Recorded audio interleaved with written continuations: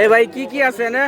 বেশি ঘি, গুড় এবং হচ্ছে যে আপনার এই যে তিল, আর কিছু নাই এটার মধ্যে। আচ্ছা, এটা কি মিষ্টি? জি মিষ্টি, গুড়ের জন্য মিষ্টিটা ফিল করতে পারবে। প্রাইস কত? 400 টাকা একটা প্যাকেট, 400 টাকা। 400।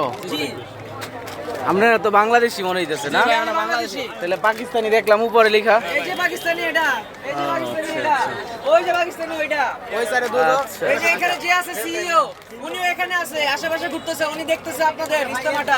তাই? পাকিস্তান থেকে আসছে। এক থেকে 400 বড় ভাই 400 এই 400 টাকা। এই ধর, এটা 200 টাকা কিনা।